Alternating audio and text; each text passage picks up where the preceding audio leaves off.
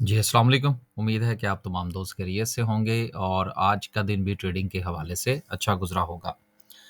Again एक hectic day है और जिस तरह से सूरत-ए-हाल चल रही है रमज़ानुल मुबारक भी इंशाअल्लाह मंडे को जिस वक़्त हम मार्केट में आएँगे तो रमज़ान की भी आमद हो चुकी होगी।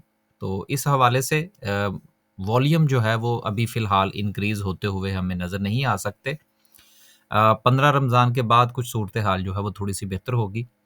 क्योंकि बहुत सारे दोस्तों की बहुत सारी मसरूफ़ियात होती हैं रमज़ानुल मुबारक में, तो इस हवाले से मार्केट में वॉल्यूम का ना होना ये कोई बड़ी बात नहीं है। लेकिन सूरत-ए-हाल ये है कि मार्केट जो नोज़ डाउन है और मुसलसल नीचे ही जा रही है और रिकवरी जो है वो बहुत अच्छी देखने को नहीं मिल रही। अगर कोई रिकवरी आती भी है तो वो वक़्ती तौर पर स्पाइक्स बनती हैं। और हमारी हर वीडियो में इस बात की तरफ ज़ोर दिया जाता है कि जब भी मार्केट में थोड़ा-सा स्पाइक आता है, तो नए लोग मार्केट में कूदने की कोशिश करते हैं। वो इस किस्म के मामलात से परहेज़ करें। जब तक उनको मार्केट की अंडरस्टैंडिंग नहीं होती, अपना पैसा मार्केट में मत लगाइए। मार्केट को समझिए, अगर समझ में आता है तो मार्केट में आइए, लेकिन अगर समझ में नहीं आता तो बेहतर ये है कि कोई ट्रेनिंग लें, इसको समझें, फिर जो है वो फ़ैसला करें मार्केट में आने का। सिर्फ ये खबरों में देखकर या हमारी यूट्यूब की वीडियो देखकर यकीनन मार्केट में जो है वो आने का फैसला नहीं होना चाहिए। आगे चलते हैं जी 532 पॉइंट्स जो हैं वो आज मार्केट ने लूज़ किए। अगर हम सर्किट ब्रेकर की बात करें तो माशाल्लाह से आज भी आपको 8 कंपनीज़ जो हैं वो अपर कैप में नज़र आ रही हैं जिसमें रिज़ल्ट्स की बहुत अच्छे रिज़ल्ट्स थे। बु कुछ कंपनीज़ के जिसमें एजीपी भी शामिल था। अपर कैप हुआ उसके अब देखिए ना एक ही सेक्टर की कंपनीज़ जो हैं वो आपको अपर कैप में भी नज़र आ रही हैं और उनमें अच्छा खासा डिक्लाइन भी आपको देखने को मिलता है। जिस तरह से कल बीएफ बायो जो था वो लोअर कैप पे था। तो बात ये है कि इंडिविजुअल परफ़ॉर्मेंस जो है वो इस वक़्त चल रही है। अब बात एक छोटी-सी यहाँ पर मैं करता चलूँ 2 मिनट के लिए कि इंडिविजुअल परफ़ॉर्मेंस किस वक़्त मैटर करती है और इंडिविजुअल परफ़ॉर्मेंस किस वक़्त मैटर नहीं करती।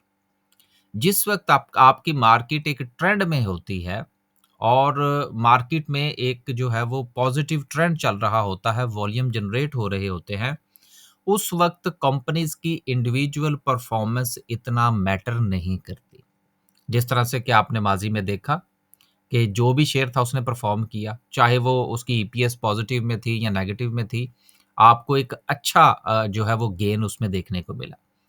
लेकिन जिस वक़्त मार्केट साइडवेज़ होती है और मार्केट में जो इंटरेस्ट है इन्वेस्टर का वो ना होने के बराबर होता है, तो उस वक़्त फिर पिक एंड चूज़ होता है। उस वक़्त कंपनीज़ की इंडिविजुअल परफ़ॉर्मेंस मैटर करती है जिस तरह से कि इस वक़्त कर रही है।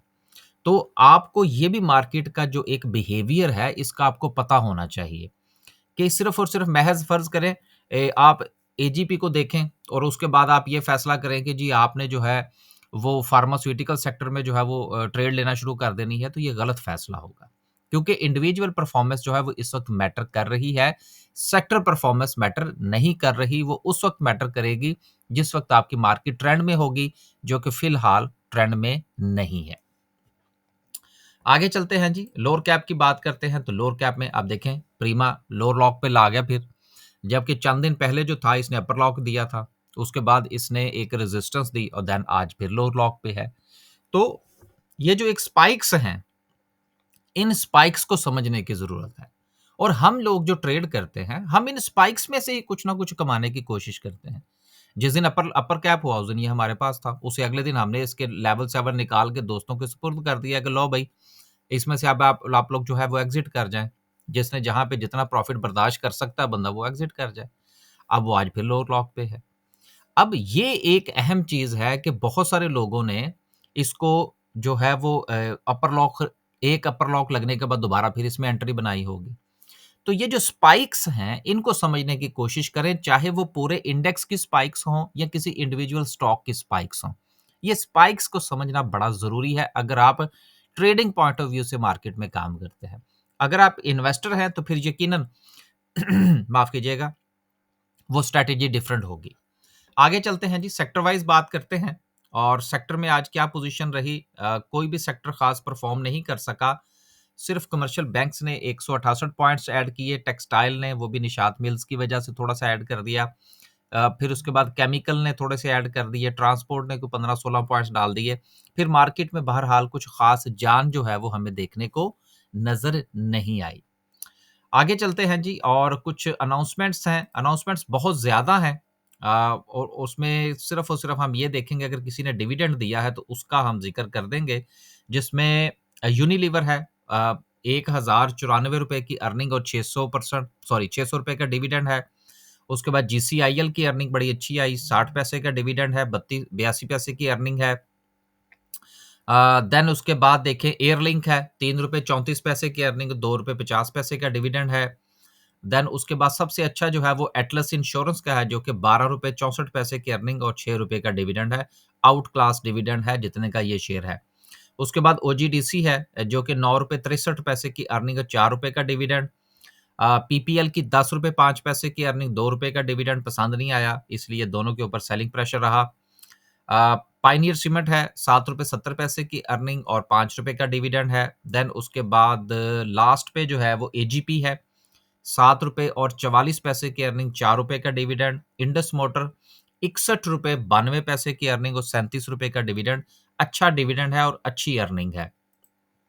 जीसीएल के हवाले से जो रिजल्ट है हाफ ईयर का सॉरी फर्स्ट हाफ 2025 का उसमें 56% का इंक्रीज है और यही वजह है कि जो आपको गुज़िश्ता काफ़ी दिनों से इस शेयर के अंदर एक मोमेंटम नज़र आ रहा है, उसके पीछे यही वजह थी। देखिए स्टॉक मार्केट में बनने वाली स्पाइक्स, चाहे वो अपसाइड की हो, डाउनसाइड की हो, मार्केट का कोई ट्रेंड हो, चाहे वो अपसाइड का हो, डाउनसाइड का हो या साइडवेज का हो, ये बिला वजह नहीं होता। इसके पीछे कोई ना कोई वजूहात जो है वो ज़रूर कार फरमा होती हैं, जो कि इन्वेस्टर के बिहेवियर को शो कर रही होती हैं कि आखिर वजह क्या है कि कोई शेयर ऊपर जा रहा है, कोई नीचे जा रहा है या पूरा का पूरा इंडेक्स जो है वो साइडवेज हुआ हुआ है। तो ये आपकी इकोनॉमी की हालात, आपके मुल्क की पॉलिटिकल सिचुएशन, आपके मुल्क के और पूरी दुनिया के हालात, ये मार्केट के ऊपर इम्पैक्ट करते हैं। हमारा एक आम आदमी जिस वक़्त स्टॉक मार्केट में आता है, तो वो इन चीज़ों को कैलकुलेट नहीं करता। वो सिर्फ़ ये देखता, अच्छा जी, आजकल सुना है जी शेयर बड़े अच्छे चल रहे हैं। हमारे साथ अक्सर ऐसा होता है, लोग जो हैं वो राब्ता करते हैं, वो कहते हैं, "अच्छा जी, सुना जी आजकल मार्केट बड़ा अच्छा चल रही है, कोई शेयर तो बताएँ।" बंदा सोचने पे मजबूर हो जाता है यार कि ये स्टॉक मार्केट में कैसे काम करेंगे? और यही वजह है कि फिर ये दोस्त जिस वक़्त मार्केट में आते हैं और जिस तरह से अभी हम जीसीआईएल की बात कर रहे हैं, कि इसमें जो इम्प्रूवमेंट आपको नज़र आ रही है, वो ऐसे ही नहीं नज़र आ रही। उसके पीछे राज़ है और राज़ क्या है? इसकी ईपीएस का था कि इसके जो प्रॉफ़िट्स हैं, उसमें काफ़ी अच्छा इज़ाफ़ा हुआ है। तो इन चीज़ों को ज़रूर समझें। अगली जो खबर है, वो एयरलिंक के हवाले से है, जो कि हमने पीछे भी पढ़ दी। इसमें भी 14% का इनक्रीज़ है और इसमें भी बहुत अच्छी ग्रोथ दिखाई गई है और आने आने वाले दिनों में मज़ीद जो है, वो इसके हवाले से पेशन गोई है कि इसके जो मामलात हैं, वो मज़ीद बेहतर हो सकते हैं।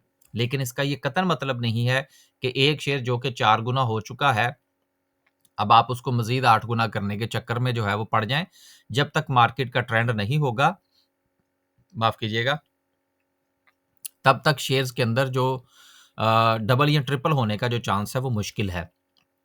मार्केट के ट्रेंड में आने का इंतज़ार कीजिए। अगर आपने कोई लंबी रेस का घोड़ा जो है वो कोई अगर आपने आइडेंटिफ़ाई करना है तो अभी इंतज़ार कीजिए। बड़ी चीज़ें जो हैं वो आपको इस डिप के अंदर जो है वो दोबारा से अच्छे रेट्स पर मिल जाएँगी। आखिरी खबर जो है बल्कि सेकंड लास्ट जो है वो टोयोटा इंडस मोटर का जो प्रॉफ़िट है वो बहुत ज़्यादा इंक्रीज़ किया है सेकंड क्वार्टर के अंदर और यही वजह है कि इन्होंने अपना डिविडेंड भी जो है वो अनाउंस किया, एक चीज़। दूसरी चीज़ ये है कि पिछले दिनों कुछ मामलात जो हैं वो इनके ख़ास तौर पर जो सेल्स टैक्स के जो रिफंड के हैं, वो भी अपनी जगह पर चल रहे हैं। और पिछले दिनों कौमी असेंबली में भी ये मामला उठाया गया है जापानीज़ कार्स की तरफ से कि इनके जो टैक्स रिफंड के मामलात हैं वो बहुत अटके हुए हैं। अगर वो मामलात भी इनके सीधे हो जाते हैं और इसके साथ जो इस वक़्त हमारी इकोनॉमी है, उसमें थोड़ी-सी बेहतरी नज़र आ रही है, ख़ास तौर पर शरह सूद में कमी के बाद। तो कारों की जो फाइनेंसिंग है, उसमें मज़ीद इज़ाफ़ा हो सकता है, लीज़िंग जो है वो बढ़ सकती है, जिससे सेल्स में इज़ाफ़ा होगा। तो इस बुनियाद पर अगर इनका टैक्स का मामला सॉल्व हो जाता है और साथ में इसकी जो सेल्स हैं वो इंक्रीज हो जाती हैं। तो आने वाले क्वार्टर के अंदर जो है वो मजीद पॉजिटिविटी देखने को आ सकती है। ये छोटी मोटी सी चीजें होती हैं जिसको आपने आपस में लिंक करके एक एनालिसिस जो है वो जनरेट करना होता है। आखिरी खबर जो है वो माड़ी के हवाले से है कि इस पर हम 2-3 मिनट बात करने की कोशिश करेंगे कि माड़ी की जो ज़ेली कंपनी है, उसने यूएई की कंपनी के साथ जॉइंट वेंचर किया है और बलूचिस्तान के अंदर मिनरल की एक्सप्लोरेशन का काम जो है वो अब होने लगा है। अब 2 चीज़ें बड़ी इंपॉर्टेंट हैं। नंबर 1 कि माड़ी ने ये काम जो है ये किसी दूसरी जो बैरून मुल्क कंपनी है यूएई की, उसके साथ ही मिलकर क्यों किया? और दूसरी बात ये है कि इससे माड़ी को क्या फ़ायदा होगा? देखिए नंबर 1 कि माड़ी जो है वो ऑलरेडी एक्सप्लोरेशन में तो है, लिहाज़ा इसका काम जो है वो मिलता-जुलता है, जो कि अब ये मज़ीद मिनरल्स के हवाले से करना चाह रहे हैं। उससे पहले जो था इनका काम, वो मुकम्मल तौर पर जिसमें सबसे ज़्यादा काम है वो इनका ऑयल एंड गैस का है। फिर इसके साथ-साथ ये आईटी में भी अपना वेंचर करना चाह रहे हैं। यकीनन उसके हवाले से भी चंद महीनों तक जो है वो हो सकता है आपको मज़ीद कोई खबर सुनने को मिले।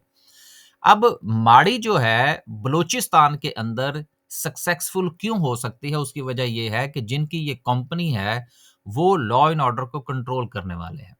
लिहाजा बलूचिस्तान के अंदर अपनी ही कंपनी को तहफ़्फ़ुज़ देना ये ज़्यादा जो है वो आप बेनिफिशियरी कह सकते हैं।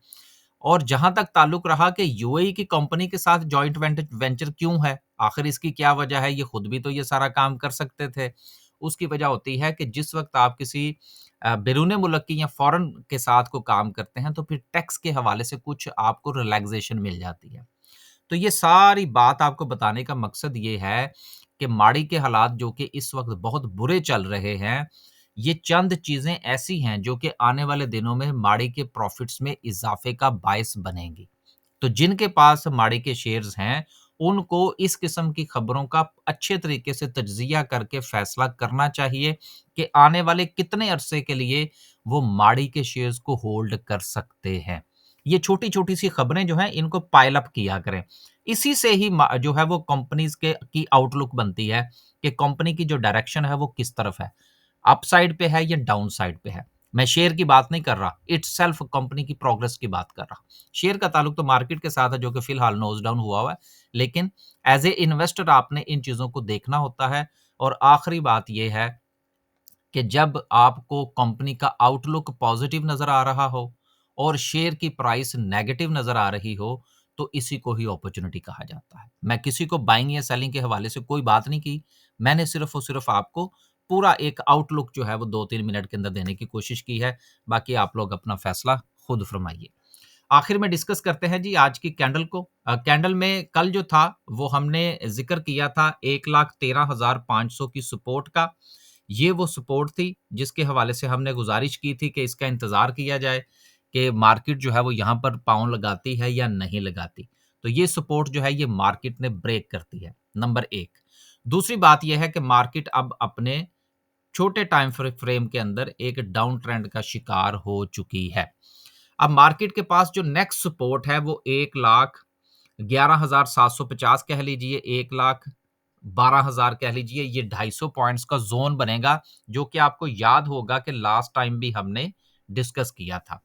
अब मार्केट जो है, वो उसके आपके पास 2 ऑप्शन हैं, अगर आपने ट्रेडिंग पॉइंट ऑफ व्यू से काम करना है तो। नंबर 1 कि मार्केट या तो इस ट्रेंड लाइन को ब्रेक करे, तो फिर आप जो है, वो इस ट्रेंड लाइन के नीचे स्टॉप लॉस लेके तो आप ट्रेड ले सकते हैं। लेकिन अगर मार्केट इस ट्रेंड लाइन को ब्रेक नहीं करती, तो देन फिर आपको 1,12,000 का इंतज़ार करना चाहिए, जो कि मार्केट में से अच्छे खासे पॉइंट बनते हैं, जो कि 1200 पॉइंट्स बनते हैं। इसलिए क्योंकि मार्केट यहाँ पर आपको स्पाइक्स दिखाएगी, तो उस स्पाइक्स के चक्कर में नहीं आपने पड़ना कि अगर फ़र्ज़ करें मार्केट यहाँ आती है, थोड़ा-सा ऐसे होती है, तो आप कहें, "अच्छा जी, मार्केट तो पॉज़िटिव हो गई है, भागो जी मार्केट के पीछे।" नहीं, इंतज़ार करें कि वो इस ट्रेंड लाइन को ब्रेक करे।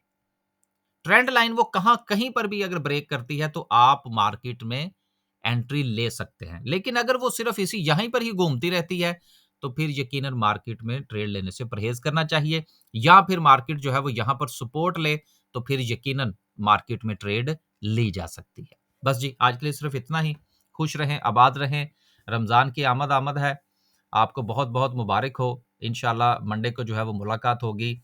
अपने पैसे का ख्याल रखें, मेरी वीडियो देखें, मेरे किसी दोस्त की वीडियो देखें, किसी ब्रोकर से बात करें, किसी से मशवरा करें। कोशिश ये करें कि कुछ चंद दिन उस बात के ऊपर गौर करें कि आया कि स्टॉक मार्केट का कारोबार आपके लिए है या नहीं। ये जो देखा-देखी कूदने का सिलसिला है, इससे बच जाइए। अगर आप देखा-देखी कूदने की कोशिश करेंगे, जिस तरह से अभी मैंने आपको एक जो थी वो बात बताई कि अक्सर हमारे दोस्त पूछते हैं, "अच्छा जी, कोई शेयर तो दसो, सुना जी मार्केट बड़ी अच्छी चल रही है।" या फिर ये सुनने को मिलता है, "सुना जी आजकल मार्केट के हालात बड़े खराब हैं।"